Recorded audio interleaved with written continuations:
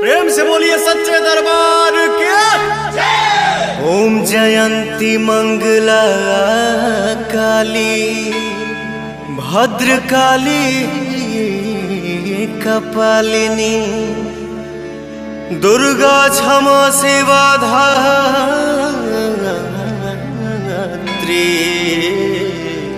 स्वाहा स्वधा नमोस्तुते।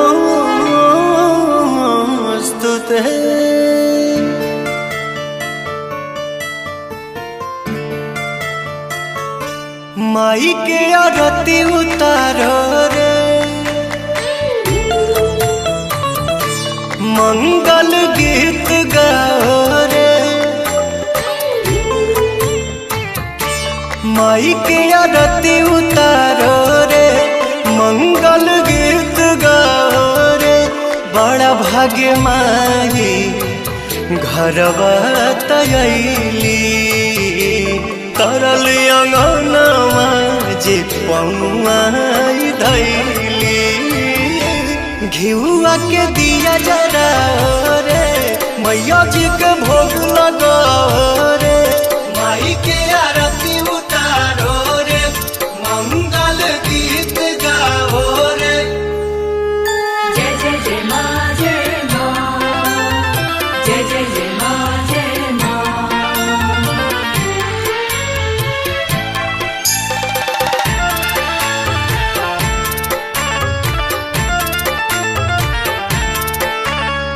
जय हो जग तरनी जय हो दुख हरनी आइलू अपना बेटा के दुआर।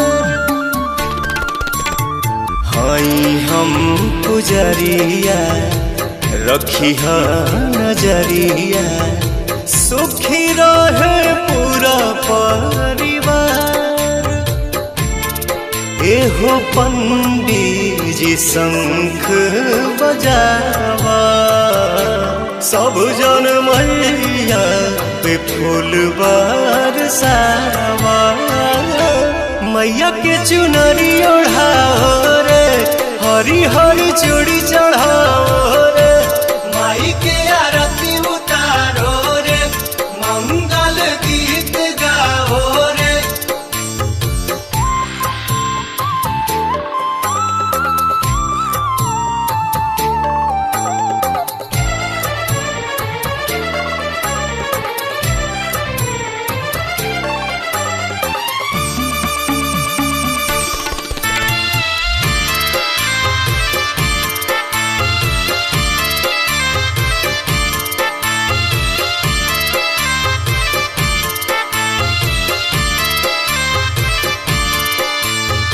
अइले सब देवता करे खाती नेवता सज गइल सच्चा दरबार।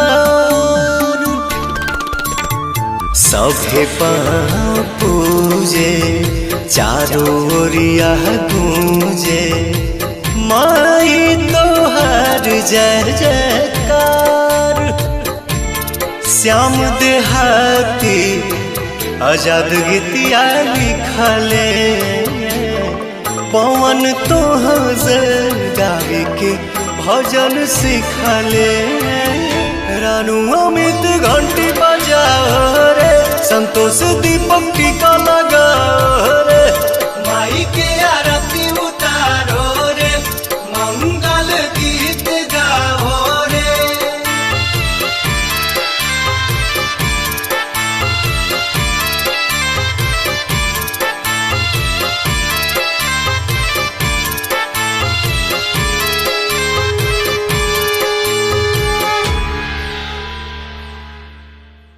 घिउआ के दिया जरा रे मैया जी के भोग लगाओ रे। माई के आरती